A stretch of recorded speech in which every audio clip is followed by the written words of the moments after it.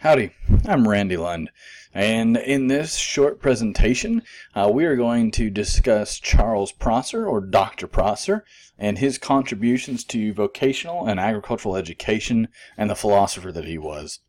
I think that when we look at the list of philosophers that we could have chosen from, there was a really extensive list of some great thinkers and some great influential folks. Specifically, Prosser here, he was born as a steelworker's son in New Albany, Indiana. He received a bachelor's and a master's from DePauw University. He also received a law degree from the University of Louisville, and then eventually a PhD from Teachers College in Columbia University. Interestingly, he worked in his career. He worked as a superintendent of the post office, practiced as a lawyer in Missouri. He then served time as a teacher, a principal, and a superintendent in Indiana before he went on to do his doctoral work. I think one of the most notable things in his career was the fact that he was the first executive director of the Federal Board for Vocational Education. When we look at these early philosophers of vocational and agricultural education, we oftentimes refer to them either as progressive or traditionalist in their nature, and Prosser was certainly a progressive or on that progressive spectrum.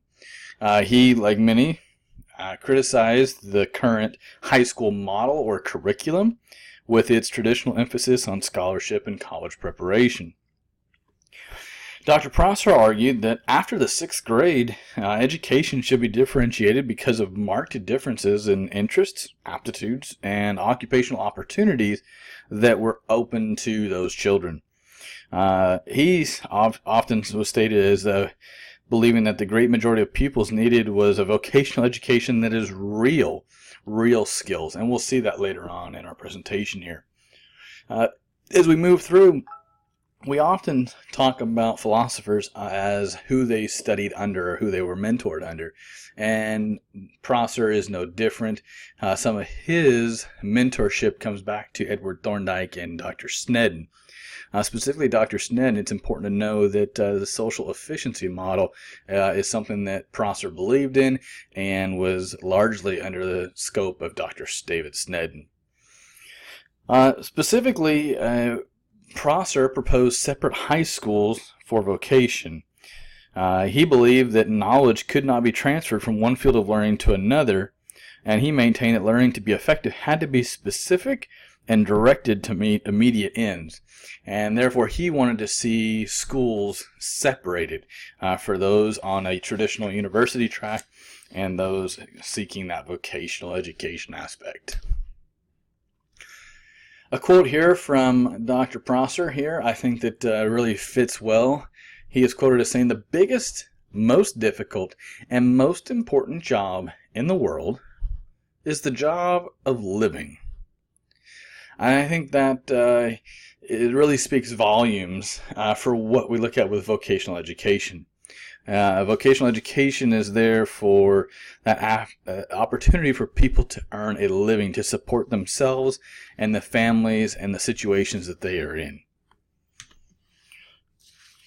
Arguably, if we study Prosser, you cannot do it justice without referring to his 16 theorems. Arguably, these are his most notable contributions, and I will touch on 2 of them actually. Depending upon the order you read them in, the literature that I found had this one listed as first, and then we'll also move into the 16th theorem as well. His first theorem here states, vocational education will be efficient in proportion as the environment in which the learner is trained is a replica of the environment in which he must subsequently work. This, to me, spoke volumes. We have to have laboratories, facilities, equipment that is similar, that is going to be replica of what they will work on in the field. And by means of that is, if we are outfitting a nursing program, we must outfit that nursing program with the same type of equipment that a pupil might be expected to use once they became a certified nursing assistant, for example. And the same could be taken over into working in a greenhouse course or into a lab for agricultural mechanics. The equipment that we provide for our students must replicate what they will find in the actual field of work. And I skip a whole lot here for the sake of time in this presentation. But here with number 16, while every reasonable effort should be made to reduce per capita cost, there is a minimum below which effective vocational education cannot be given. And if the course does not permit this minimum per capita cost, vocational education should not be attempted. Wow, impressive, powerful words as we continually fight for money and dollars within CTE. However, I do think that many people do agree with this, even the legislature. If we look at the weighted funding formula, CTE courses today do receive $1.35 on the dollar as compared to core classes that compared with. So there is some effort being made to compensate for those CTE courses. However, we all know that there continues to be many unmet needs when it comes to CTE.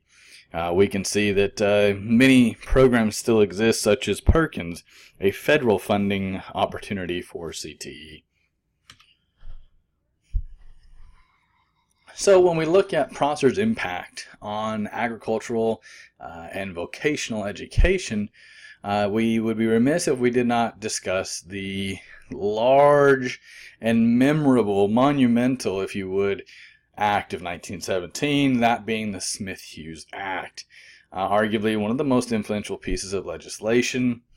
This is often contributed to Hoke Smith and Dudley Hughes.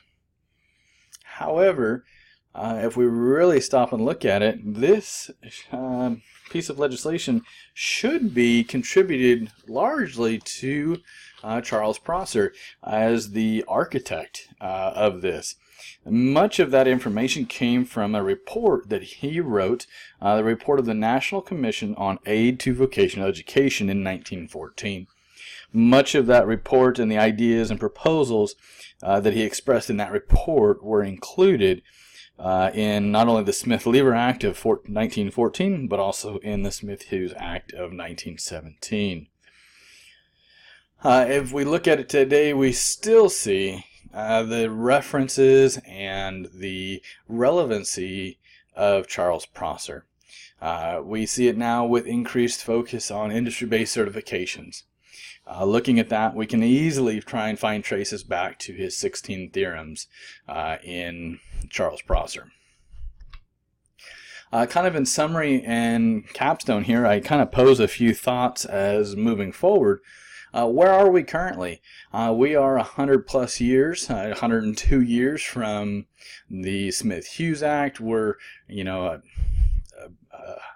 plus years from the influence of Dr. Charles Prosser.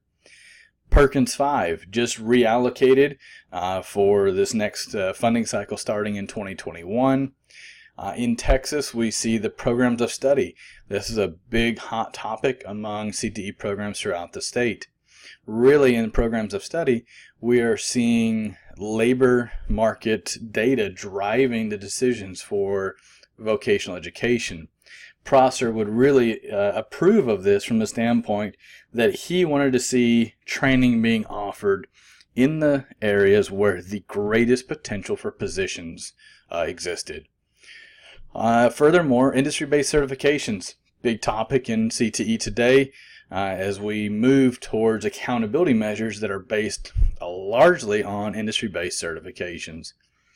I couldn't probably do this presentation without talking about the CTE teacher shortage. In some aspects, some have begun to say that this is no longer a shortage, this is a crisis. And so as we look to solve this problem of how do we bring more teachers with the skill sets needed into career tech education, there's a lot of tie back to Dr. Prosser. And then we also could even look at the student loan crisis. As we push more and more students to the university, with less thought about where are the jobs when we are done, how does that perpetuate our student loan crisis today? Anyways, just a few thoughts and questions I might leave you with. I appreciate you listening to my presentation here on Dr. Charles Prosser. A few references of where I reviewed information to put this together. I look forward to seeing and viewing your presentations. Thank you.